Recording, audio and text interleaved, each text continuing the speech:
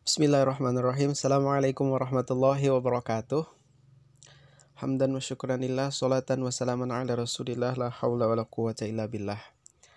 Alhamdulillah, kita pada kesempatan hari ini bisa kembali melanjutkan sesi perkuliahan ilmu falak. Jadi di minggu sebelumnya kita sudah bahas tentang sejarah kalender Islam. Jadi bagaimana asal-usul munculnya kalender Islam pada masa Rasulullah. Nah, pada kesempatan hari ini kita akan membahas dan mendiskusikan tema tentang metode atau kriteria penentuan awal bulan Qomariyah, problematika hisab dan ruqyah. Nah, menurut saya materi ini merupakan materi yang paling populer dalam persoalan ilmu falak, karena materi ini merupakan materi yang paling banyak dibahas dan diperdebatkan oleh banyak kalangan ulama, khususnya perdebatan tentang metode ruqyah dan metode hisab dalam penentuan awal bulan. Jadi masing-masing ulama ini punya landasan, punya argumentasi terkait metode yang mereka gunakan. Baik pengusung hisab maupun pengusung ruqyah sama-sama punya dalil dan landasan hukumnya. Nah, di materi ini nanti kita akan banyak membahas tentang itu. Jadi kita akan diskusikan bagaimana metode penentuan awal bulan pada masa Rasulullah, kemudian setelah masa Rasulullah hingga nanti muncul metode, berkembang banyak metode-metode termasuk nanti metode hisab ya. Nah, nanti kita akan kaji apa alasannya para ulama menggunakan ruqyah, apa alasannya para ulama menggunakan hisab yang notabene tidak ada pada zaman Rasulullah kan metode hisab itu. Dan juga nanti kita akan fahami tentang kelemahan dan kelebihan masing-masing metode ini.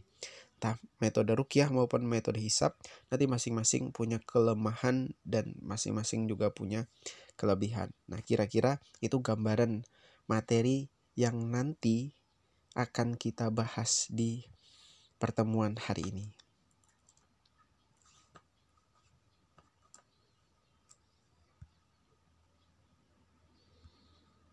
Nah, kita mulai perbincangan kita terkait metode penentuan awal bulan kalender Islam ini atau kalender Qomariyah ini yang diterapkan pada masa Rasulullah.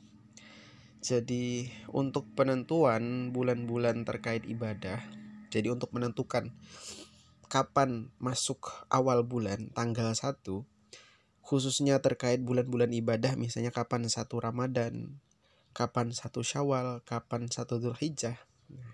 Yang di dalamnya itu kan ada perintah untuk puasa atau ada haji atau seremonial penting umat Islam seperti Idul Fitri dan Idul Adha. Jadi ada metode khusus yang diterapkan atau dipraktekkan oleh Nabi dan para sahabat. Nah, ini sebagaimana yang diterangkan di dalam beberapa hadis-hadis Nabi. Nah, di antaranya yang saya kutip hadis riwayat Bukhari. Jadi hadisnya menyebutkan qala Nabi sallallahu alaihi wasallam sumu li ru'yatihi wa aftiru li ru'yatihi fa in ghubiya alaikum fa akmilu iddata Sya'ban salasin. Rawahul Bukhari. Jadi artinya hadis ini Nabi Muhammad SAW bersabda, berpuasalah kalian karena melihat hilal ya, li ru'yatihi, hi-nya itu kembali kepada hilal sebenarnya. Kemudian berbukalah kalian karena juga melihat hilal. Jika pandangan kalian terhalang, entah itu karena mendung atau berawan, maka sempurnakanlah bulan Sya'ban itu menjadi 30 hari. Nah, berdasarkan hadis ini, maka disimpulkanlah oleh para ulama bahwa pada masa Rasulullah itu ada 2 metode yang digunakan untuk menentukan awal-awal bulan ibadah. dan seremonial atau perayaan-perayaan penting besar dalam Islam. Itu pertama adalah metode ruqyah. Jadi dari kata-kata Nabi, sumu li ru'yatihi wa aftiru li ru'yatihi. Berpuasalah kalian karena melihat hilal, dan berbukalah kalian atau berhari rayalah kalian karena melihat hilal. Jadi ini mengindikasikan bahwa perintah pertama kita itu diperintahkan untuk meruqyah sebagai metode atau sarana untuk menetapkan kapan masuk puasa, kapan masuk hari raya, kapan masuk bulan-bulan ibadah yang lain. Jadi ruqyah hilal ini atau melihat hilal ini dilaksanakan pada setiap tanggal ke-29. Jadi setiap tanggal 29 kalender Islam. Kenapa tanggal 29?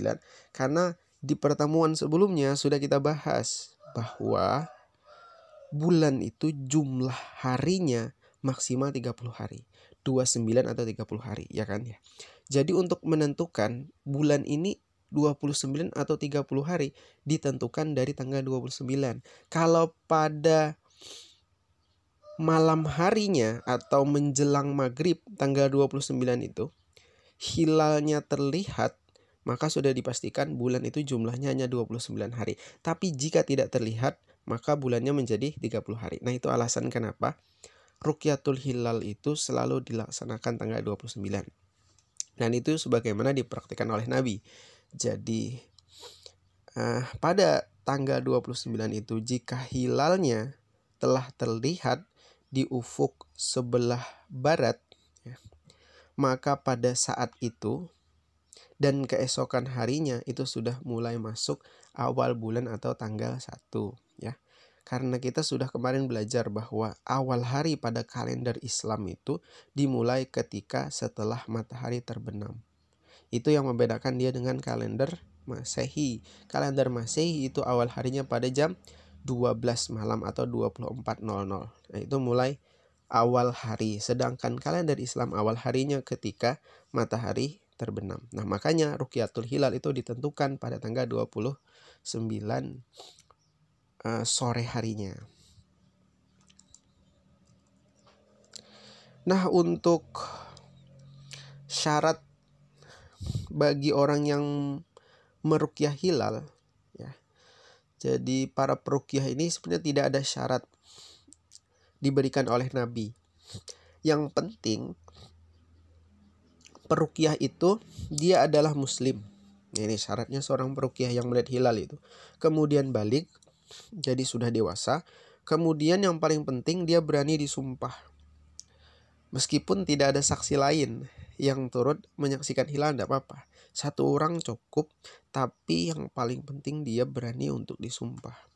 Nah, ini didasarkan pada hadis Nabi sebenarnya, riwayat Abu Daud. Jadi hadis itu berbunyi, Ja'a Arabiyun ila Nabi sallallahu alaihi wasallam. Jadi datang seorang Arab Badui kepada Nabi.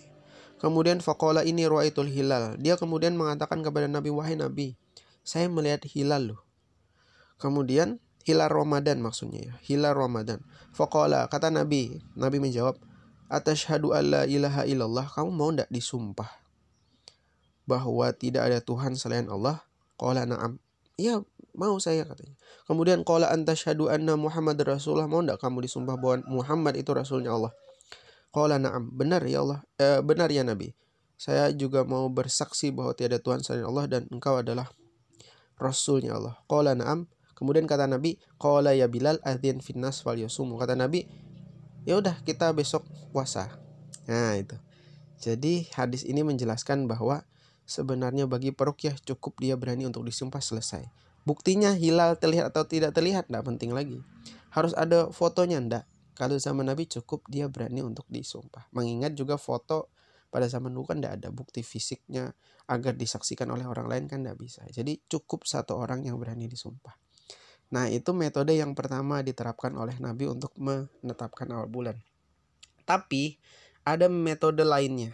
Jadi ini metode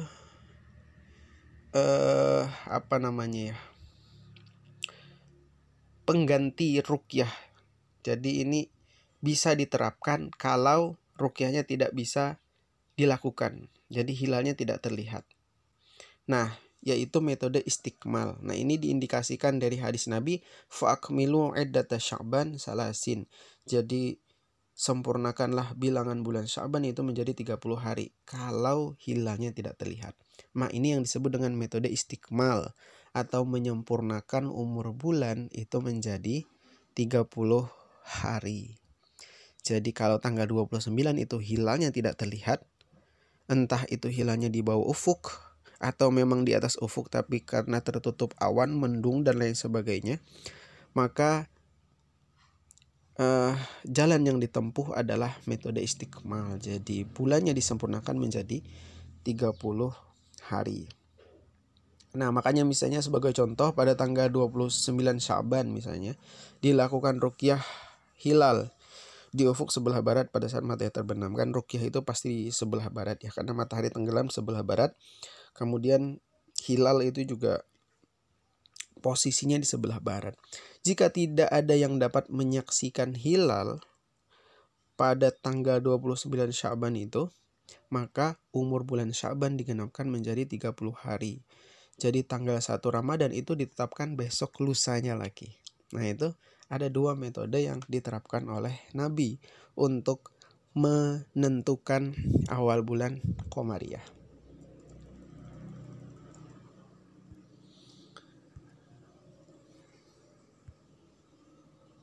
Nah, jadi menurut beberapa informasi dari riwayat-riwayat para sahabat Nabi ini, ternyata Rasulullah itu lebih sering berpuasa 29 hari dibanding 30 hari. Artinya apa? Nah, itu menandakan bahwa mungkin memang hilal pada zaman Nabi itu sering kali terlihat oleh para sahabat maupun Nabi sendiri. Jadi Nabi itu selama berpuasa, jadi sepanjang hidup beliau itu lebih banyak puasanya 29 hari dibanding 30 hari. Nah, itu kan artinya hilalnya mungkin sering terlihat dibanding tidak terlihat, karena metode ruqyah hilalnya lebih banyak digunakan dibanding metode istikmalnya, yaitu menyempurnakan bilangan bulan menjadi 30 hari. Nah, ini yang saya dapat dari beberapa qaul sahabat ya, atau asar sahabat. Di antaranya itu hadis ya yang diriwayatkan oleh Ibnu Mas'ud. An Abdullah ibnu Mas'ud radhiyallahu anhu yaqul, ma sumtu ma'a Rasulillah sallallahu alaihi wasallam tis'an wa ashrina aksar mimma sumtu ma'ahu salasin. Jadi kata Abdullah ibnu Mas'ud, aku itu lebih sering berpuasa bersama Rasulullah 29 hari dibanding berpuasa bersama beliau 30 hari. Nah, ini jadi menarik ya. Jadi puasa pada zaman itu lebih sedikit, 29 dibanding 30 hari. Nah, ini hadisnya ya.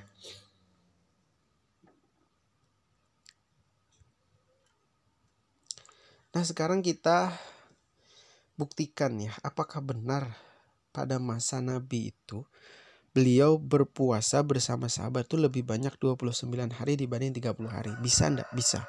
Kita buktikan dengan pendekatan ilmu astronomi. Jadi nanti setelah materi ini nanti teman-teman akan sama-sama kita belajar bagaimana cara untuk menghisap, melakukan perhitungan astronomis tentang posisi hilal di langit.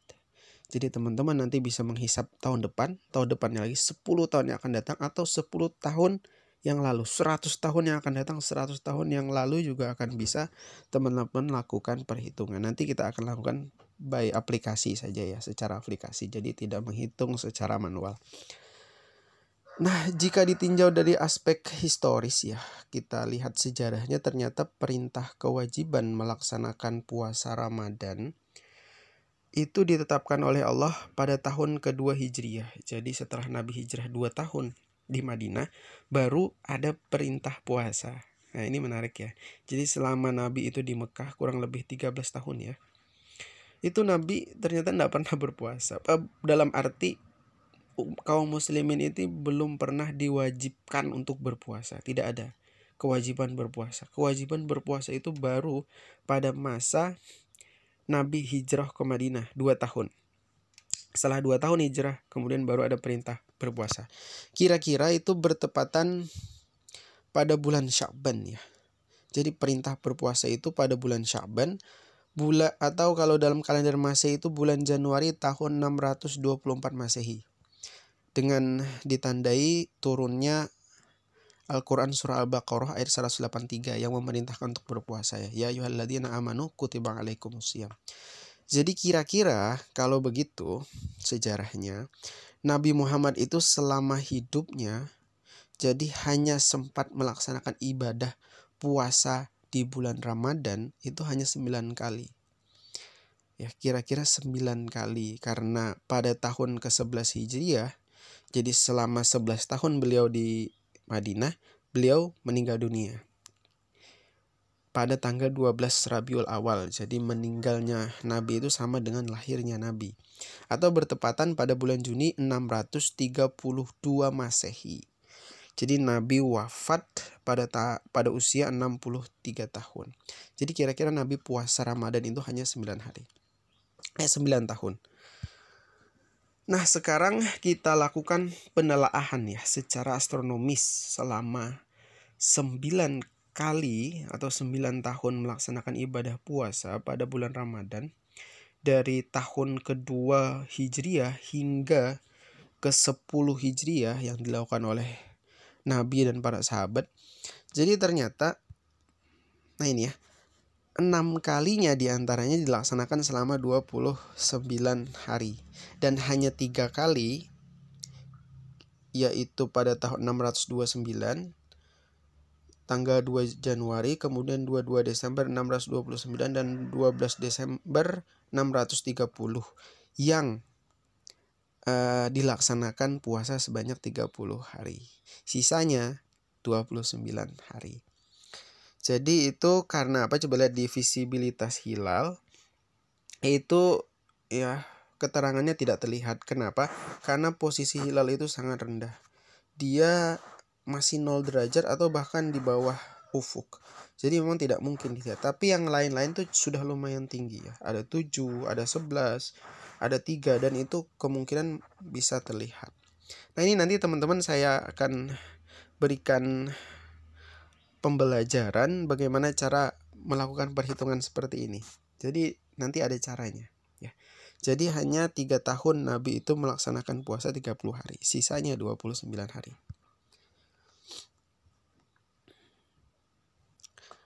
Nah, menariknya di tabel ini juga terlihat ya bahwa dari semua Idul Fitri pada masa Rasulullah itu ada salah satu yang jatuh itu berbarengan dengan hari Jumat ya. Itu Jumat 15 Maret 625. Jadi Idul Fitrinya bareng sama hari Jumat. Nah, mungkin ini yang menjadi peristiwa atau yang menjadi asbabul wurud adanya hadis Nabi yang membolehkan sholat Jumat, membolehkan untuk tidak sholat Jumat bagi kaum muslimin, terutama kaum Arab Baduy yang tinggalnya jauh di sana, yang mereka itu nomaden ya, berpindah-pindah hidupnya, tidak di satu tempat. Jadi jika di pagi harinya telah melaksanakan sholat Id, boleh siangnya itu tidak sholat Jumat lagi. Jadi itu hadisnya riwayat Bukhari ya. Faqala ya ayyuhan nas. Jadi Nabi itu bersabda, wahai manusia, wahai umatku, in hada yaumun. Pada hari ini qad istama'a lakum fihi aidan. Sudah terkumpul atau telah terkumpul 2 hari raya. Hari yang pertama adalah Idul Fitri, hari yang kedua adalah hari Jumat. Karena hari Jumat itu adalah hari rayanya kaum muslimin. Faman ahabba ayantazirul jum'ah min ahlil awali falyantazir. Barang siapa yang ingin menunggu Jumatan setelah Idul Fitri, nunggu sampai Jumatan i'tikaf di masjid, itu silahkan ditunggu, tidak apa-apa kata Nabi. Tapi waman ahabba ayyarji'a, barang siapa yang ingin pulang setelah Idul Fitri, ingin ketemu dengan keluarganya, faqad azintu lahu, saya bolehkan untuk tidak sholat Jumat.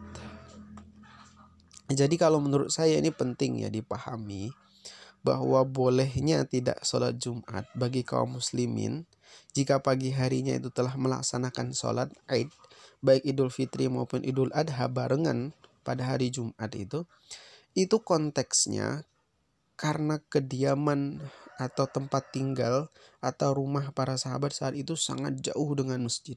Jadi berkilo-kilo, mungkin puluhan kilo, dan harus menempuhnya itu dengan berjalan kaki. Jarang kan ada orang yang punya unta atau kuda. Apalagi orang-orang Arab Baduy itu kan orang-orang miskin kebanyakan. Jadi orang-orang di pedalaman. Jadi diperbolehkannya tidak sholat Jumat itu karena memang konteksnya yaitu tadi kediaman tempat tinggal sahabat itu jauh. Tapi saya kira hadis ini tidak bisa berlaku pada zaman kita sekarang. Kenapa? Karena jarak antara rumah dan masjid itu kan sangat dekat. Paling kan 1 kilo itu paling jauh. Biasanya malah sebelahan sama masjidnya kan rumahnya. Jadi tidak bisa kita mengikuti hadis ini. Jadi tidak ada alasan untuk tidak sholat Jumat sebagaimana yang diperintahkan dalam hadis tersebut. Kenapa? Karena masjidnya dekat. Jadi hadis ini tidak bisa kita terapkan dewasa ini. Kecuali orang-orang yang berada jauh dengan masjid. Nah itu tidak apa-apa. Tapi kalau dekat, tidak bisa kita kemudian berdalil dengan hadis ini.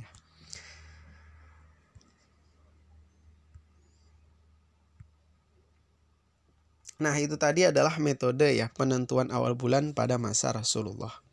Dan bagaimana pelaksanaan puasa dan bulan-bulan ibadah pada masa beliau. Namun pada masa setelah Rasulullah ini, tepatnya pada masa tabi'in ya nanti, ada beberapa pendapat menyatakan nanti pada masa tabi'in, sudah mulai berkembang metode penentuan awal bulan Qamariyah yang tidak hanya menggunakan Ru'yatul Hilal, tapi ada metode baru nanti yang disebut dengan hisab ya. Jadi meskipun nanti ada 2 kelompok nanti ya.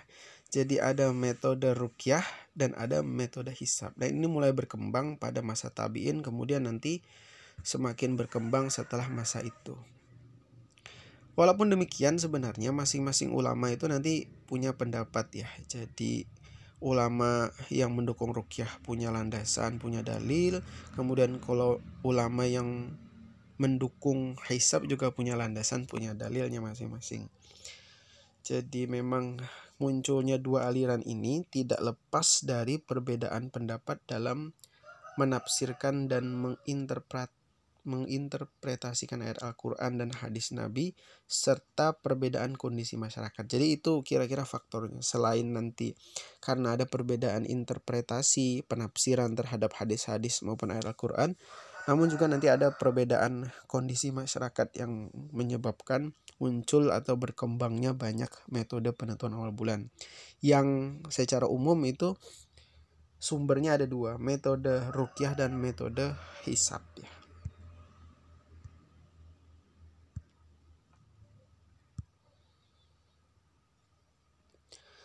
Nah kita mulai ya dengan alasan atau argumentasi para ulama yang mengusung ruqyah hilal ya. Nah ini diantaranya yang saya kutip pendapatnya Imam At-Tabari dalam kitab beliau Jami'ul Bayan Ta'wil Ayil Quran, kemudian Ibnu Katsir Tafsir Quran Al-Azim, dan As-Suyuti Ad-Durrul Mansur fi Tafsir bil Ma'sur. Jadi dalam kitab tafsir beliau-beliau ini dijelaskan bahwa untuk memastikan terlihatnya hilal itu hanya bisa ditempuh dengan metode ruqyatul hilal. Jadi tidak ada cara maupun jalan lain kecuali ruqyatul hilal. Nah ini sebagaimana dilakukan oleh para nabi dan para sahabat. Jadi prakteknya itu jelas bahwa nabi itu berpuasa karena melihat hilal, berbuka juga karena melihat hilal. Atau kalau hilalnya tidak terlihat maka metode yang digunakan adalah istikmal. Hanya 2 ini. Tidak ada jalan, tidak ada cara yang lain. Nah ini menurut pandangan mereka. Nah pandangan ini juga diperkuat oleh alasan-alasan yang lain oleh para ulama. Ini misalnya yang saya ambil dari pendapatnya Ibnu Taimiyah dan Imam Ibnu Hajar ya. Jadi alasannya kenapa hanya metode ruqyah hilal yang digunakan dan kemudian mereka menolak metode yang lain, terutama metode hisab, ini alasannya kata Ibnu Taimiyah bahwa hisab itu lebih cenderung digunakan untuk keperluan meramal peruntungan dan nasib manusia di bumi, yang kemudian dikaitkan dengan pergerakan benda-benda langit di angkasa. Jadi memang hisab pada saat itu lebih cenderung atau lebih sering digunakan untuk meramal nasib manusia. Jadi kebanyakan para peramal pada saat itu adalah ahli hisab ya. Jadi mereka pandai dalam melakukan perhitungan atau hisab benda-benda langit. Jadi orang yang hisab pada saat itu pasti orang yang meramal. Jadi ahli-ahli nujum. Makanya Ibnu Taimiyah melarang, karena orang ahli hisab itu ya pasti ahli nujum. Nah itu pandangannya Ibnu Taimiyah. Makanya beliau melarang. Kemudian alasan Ibnu Hajar juga menolak metode hisab dan hanya memperbolehkan metode ruqyah karena menurut beliau umat Islam itu dilarang melibatkan diri dalam bidang perbintangan karena sifatnya yang spekulatif dan kira-kira. Ditambah lagi dengan hadis-hadis Nabi yang sudah sangat jelas memerintahkan kaum muslim untuk melakukan upaya ruqyatul hilal. Tidak ada opsi atau tidak ada jalan yang lain. Nah itu jadi jelas kata Ibnu Hajar bahwa Nabi itu prakteknya ruqyatul hilal. Jadi tidak ada cara atau jalan yang lain. Nah sekarang kita masuk ke alasan-alasan para ulama yang mendukung hisab. Tadi alasan-alasan ulama yang mendukung ruqyah. Sekarang kita bahas tentang alasan-alasan ulama yang mendukung hisab. Nah diantaranya ini kebanyakan memang ulama-ulama kontemporer. Jadi seperti Rashid Ridho, Mustafa Az-Zarqa, Yusuf Al-Qaradawi, ini kan ulama-ulama yang hidup di zaman modern, kontemporer. Menarik, mereka punya alasan-alasan atau argumentasi mengapa mereka lebih memilih hisab dibanding ruqyah hilal. Padahal ruqyah hilal itu notabene-nya adalah metode yang dipraktekkan dan dijalankan oleh para nabi dan sahabat. Nah, dalil mereka adalah, kata mereka ada kok landasan Al-Quran tentang perintah menggunakan hisab, yaitu surah Ar-Rahman ayat 5. Itu kan asyamsu wal qamaru bihusban, ya kan, bahwa matahari dan bulan itu beredar sesuai dengan perhitungannya. Nah itu artinya matahari bulan itu beredar, itu ada hitung-hitungannya loh. Kemudian surah Al-Anbiya ayat 5, walladzi ja'ala syamsa dhiya'a wal qamara nura wa qaddarahu manazila li ta'lamu adada sinina wal hisab. Jadi Allah itu sudah menciptakan benda-benda langit, matahari, bulan dan sebagainya, li ta'lamu adada sinina wal hisab. Tujuannya untuk apa? Untuk mengetahui bilangan bulan dan perhitungannya. Nah ini sebenarnya walaupun hadisnya tidak perintah kata mereka, tapi ini mengindikasikan bahwa manusia itu diperintahkan untuk merenungi pergerakan benda-benda langit, kemudian juga mempelajari sistem perhitungannya. Karena matahari, bulan, dan benda-benda langit yang lainnya itu ada orbitnya loh ya, yang jelas. Jadi orbitnya yang teratur, yang bisa dihitung. Nah dari ayat ini mereka menyimpulkan bahwa manusia itu diperintahkan untuk melakukan hisab, termasuk juga untuk menetapkan awal bulan itu dengan hisab. Nah itu alasan mereka yang pertama, ada landasan Al-Quran. Nah alasan yang kedua kata mereka, ruqyah itu bukanlah bagian dari ibadah dan tujuan syariat, namun ia hanya sarana untuk menentukan awal bulan, dan sarana ini bisa digantikan dengan sarana yang lain diantaranya hisab. Jadi menurut mereka hadis sumu li ru'yatihi wa aftiru li ru'yatihi itu bukan perintah untuk meruqyah, enggak. Perintahnya itu untuk melakukan puasa Ramadan atau haji. Perintahnya itu. Sedangkan ruqyah ini hanya sarana untuk menetapkan masuknya awal bulan. Jadi bukan perintah untuk meruqyah, bukan itu intinya. Intinya adalah puasa di bulan Ramadan. Ruqyah ini sarana, cara kita untuk memudahkan kita menentukan kapan masuknya awal Ramadan atau kapan masuknya Idul Fitri, kapan masuknya Idul Adha atau bulan-bulan haji. Nah itu alasan mereka yang kedua. Jadi ruqyah itu hanya sarana, bukan itu poin pentingnya. Nah itu kata mereka. Sehingga kalau ini hanya sarana, bisa dong digantikan dengan sarana yang lain yang menurut mereka ini lebih akurat, yaitu hisab. Alasan yang ketiga, kenapa Nabi itu menggunakan Ruqyatul Hilal? Karena kata mereka, kondisi masyarakat pada zaman Nabi pada saat itu adalah ummi. Bahkan Nabi kita itu kan dikenal sebagai Nabi yang ummi. Jadi kata Nabi, inna ummatun ummiyatun la naktubu wala nahsubu. Kami itu adalah umat yang ummi, tidak bisa naktubu menulis dan tidak bisa menghisab. Nah inilah menurut mereka alasan kenapa pada zaman Nabi itu digunakan Ruqyatul Hilal. Karena itu metode yang paling mudah, kan hanya bermodal mata. Kalau punya mata bisa ruqyah, udah nggak perlu mikir kata mereka. Nah ini alasan mereka. Kalau hisab kan butuh pemikiran, butuh akal, butuh logika untuk bisa melakukan hisab. Tapi kalau modal mata kan tinggal melihat dan nggak perlu mikir. Yang penting kalau kelihatan hilalnya sudah. Nah menurut mereka karena Ruqyatul Hilal itu metode yang paling mudah. Hisab tidak mungkin digunakan karena kondisi masyarakat pada saat itu yang memang tidak pandai dalam melakukan hisab. Nulis tidak bisa, apalagi hisab. Nah itu alasan mereka yang ketiga. Jadi kenapa digunakan ruqyah? Karena kondisi masyarakat yang ummi. Saat ini kata mereka, umat Islam itu, manusia itu sudah canggih-canggih, sudah cerdas-cerdas, sudah pintar-pintar. Jadi tidak ada masalah lagi kalau kita gunakan hisab. Bahkan menurut mereka hisab itu jauh lebih akurat dibanding Ruqyatul Hilal. Nah kenapa juga para ulama itu banyak yang menentang hisab? Kata para ulama pendukung hisab ini, karena hisab itu memang sering digunakan untuk meramal nasib manusia pada zaman itu.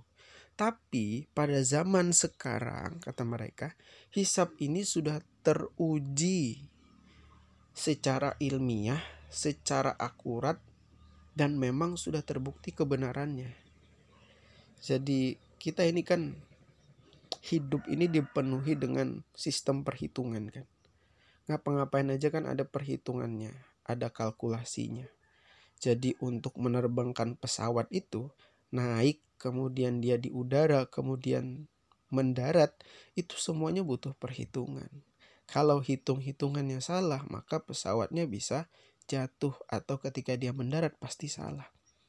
Pasti dia jatuh, pasti dia lain sebagainya. Itu ada perhitungannya. Apapun itu dalam hidup, termasuk kita mobil, motor, itu kan untuk bisa membuat mobil, untuk bisa menjalankan mobil itu ada hitung-hitungannya, ada sistem hisab di dalamnya.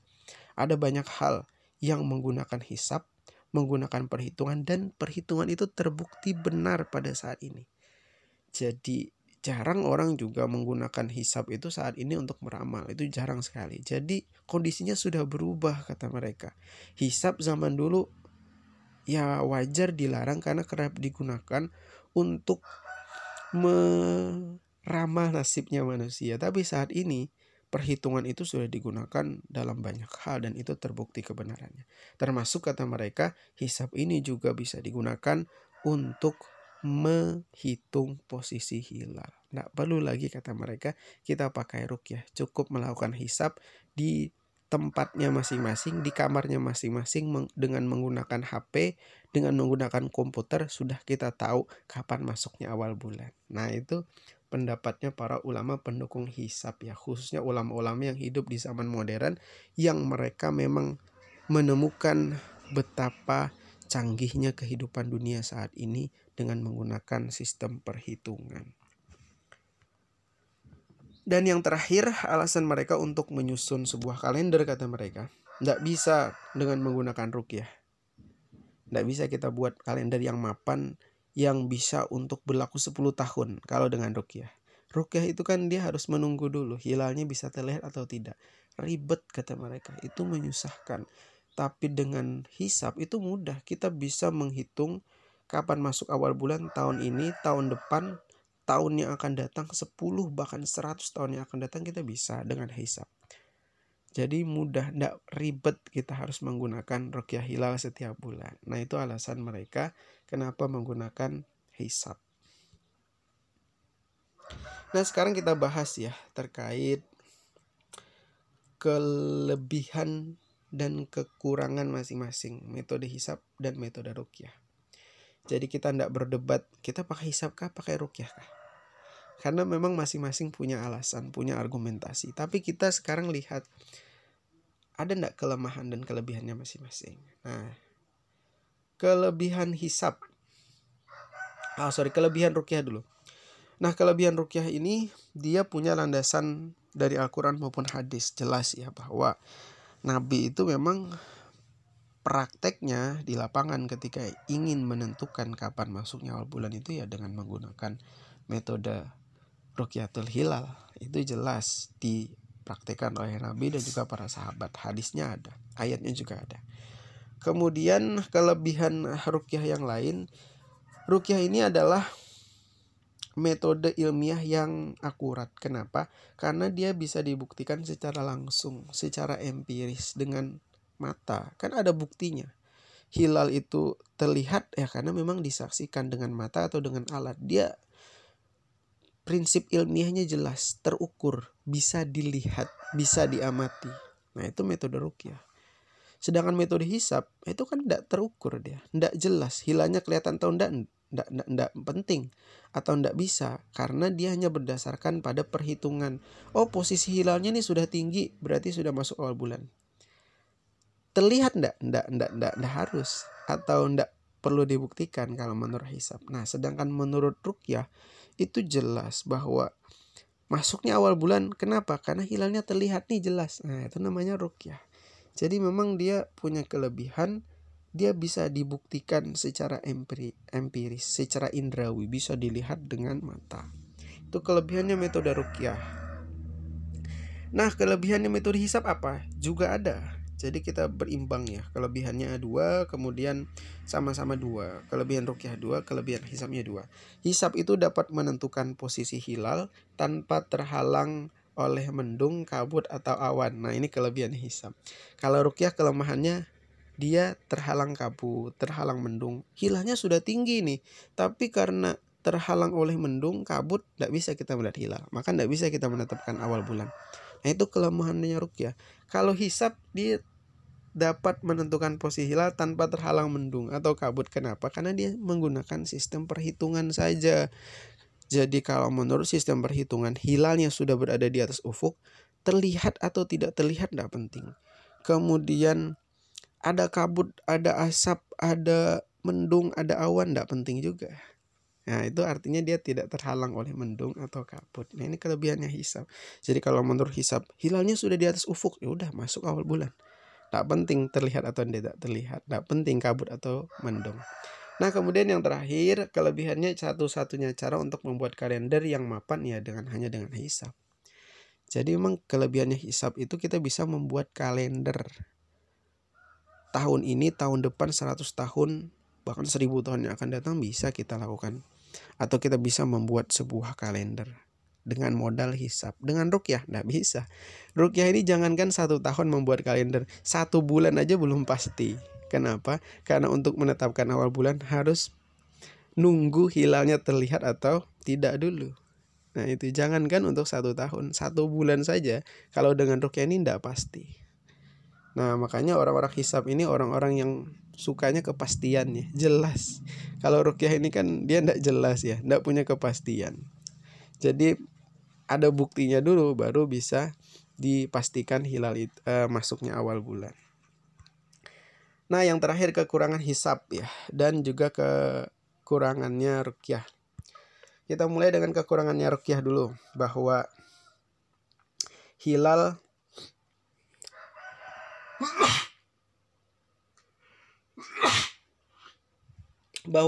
tanggal 1 itu sangat sulit untuk diamati. Nah, ini jelas ya, bahwa untuk mengamati hilal itu bukan sesuatu yang mudah. Jangankan pakai alat, pakai teropong, pakai mata itu apalagi ya, tambah sulit. Karena untuk pakai teropong saja kadang orang tidak bisa melihat hilal karena saking tipisnya, saking redupnya cahaya hilal, apalagi dengan mata. Jadi apalagi nanti ditambah kondisi langit yang mendung, yang berawan, itu makin susah. Atau nanti pada saat matahari terbenam itu kan langit belum benar-benar gelap kan ya, masih ada cahaya kan, cahaya matahari, atau yang biasa kita kenal itu dengan mega merah ya, jadi ada warna merah di ufuk sebelah barat. Itu ganggu untuk melakukan rukyatul hilal karena dia tersamarkan oleh cahaya matahari yang menjelang tenggelam itu. Nah itu kekurangannya rukyah ya, jadi sulit untuk diamati. Jadi itu yang menjadi kekurangannya rukyah. Kedua, rukyah itu kerap terkendala cuaca mendung atau langit yang tertutup awan. Nah ini masalah lain yang memang juga kerap terjadi saat pelaksanaan rukyatul hilal.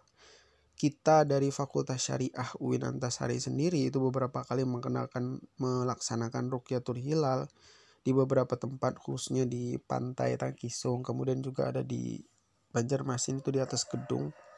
Itu hampir tidak pernah menyaksikan hilal. Jadi dosen-dosen senior itu Ibu Masyunah itu sendiri, seumur hidup beliau kata beliau cuma sekali melihat hilal. Bahkan saya punya dosen di UIN Semarang itu, dosen senior, tokoh falak nasional ya. Jadi beliau itu salah satu tokoh falak nasional yang menjadi referensi tentang ilmu falak di Indonesia. Itu beliau, menurut pengakuan beliau, sekarang beliau sudah pensiun, itu tidak pernah melihat hilal satu kali pun. Sidin sudah pensiun, 65 tahun lebih umur beliau, tidak pernah menyaksikan hilal, padahal ahli falak. Nah itu kendalanya, karena memang sulit kita menyaksikan hilal, apalagi kondisi cuaca di Indonesia ini yang sering berawan ketika senja atau ketika menjelang malam itu. Nah itu kekurangannya rukyah ya. Kemudian kualitas perukyah yang sangat diragukan ya, karena memang mata kita ini punya kelemahan ya. Jadi apa yang terlihat oleh mata kita itu belum tentu sesuai dengan keadaan sebenarnya, kan begitu biasanya. Ada orang ngaku melihat hilal, tapi ternyata jangan-jangan itu adalah hanya goresan awan atau goresan cahaya matahari yang terkena awan. Itu kan sulit kita. Mata ini kan sering menipu. Kelihatannya aja kan cantik ya, tapi ternyata wah akhlaknya buruk. Kelihatannya aja ganteng, alim, wah ternyata juga rusak juga akhlaknya, jahanam juga ya. Nah itu bahasanya anak muda. Jadi itu bajingan juga katanya dia. Wah itu kelihatannya alim, kelihatannya kok dia baik. Nah itu mata kita itu memang menipu ya. Jadi sulit untuk hanya berpegang pada penglihatannya mata, karena dia memang sering menipu. Nah kemudian kekurangannya hisab ya. Jadi pertama banyak penolakan memang dari para ulama, terutama ulama salaf ya, karena mereka menolak hisab karena tidak ada landasannya kata mereka, tidak ada dasar hukumnya di dalam hadis maupun dalam Al-Quran, itu kata mereka. Kemudian ada banyak versi hisab ya, nanti kita belajar ada banyak versi hisab, jadi beda sistemnya, beda juga nanti hasilnya. Nah itu kekurangan hisab, karena semakin banyak metodenya nanti semakin banyak juga nanti hasilnya yang berbeda-beda. Itu kelemahannya hisab. Kemudian kelemahannya hisab selanjutnya tidak mempertimbangkan penampakan hilal ya. Jadi hanya berdasarkan pada perhitungan secara matematis. Nah ini kelemahannya hisab juga. Jadi secara syar'i ini tidak memenuhi. Kenapa saya sebut tidak memenuhi? Karena hisab ini banyak yang mengatakan atau berpandangan tidak ada dalilnya dalam Islam, karena Nabi hanya menggunakan rukyah. Secara ilmiah pun, secara sains pun tidak memenuhi ya. Karena kalau kita belajar prinsip sains kan itu kan, sains itu kan harus rasional dan juga harus empiris kan ya. Jadi di filsafat ilmu ya, mungkin teman-teman sudah belajar. Jadi prinsip sains itu dia harus rasional, harus empiris. Jadi tidak cukup hanya berdasarkan pada teori, hanya perhitungan, tapi juga harus dibuktikan di lapangan. Nah itu kurangnya hisab. Jadi dia masih belum lengkap ya, karena tidak dibuktikan di lapangan. Nah jadi prinsip syar'inya belum dapat, prinsip ilmiahnya pun juga belum dapat. Jadi hisab ini masih tanggung ya metodenya.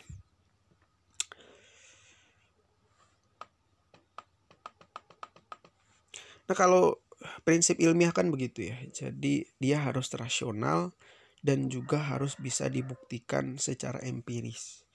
Dia tidak bisa dikatakan sebagai prinsip ilmiah atau dikatakan sesuatu itu ilmiah kalau belum bisa dibuktikan di lapangan atau kalau dia belum rasional. Nah, sayangnya hisab ini dia hanya berkutat pada aspek rasional. Rasional sih, menurut perhitungan bahwa hilal itu sudah berada di atas ufuk, itu rasional. Tapi empiris enggak. Kan enggak bisa dibuktikan karena hisab ini dia tidak memerlukan rukyatul hilal. Misalnya begini deh, biar teman-teman mudah. Teman-teman HK ini kan kerap bergelut di persoalan pernikahan, perceraian kan ya.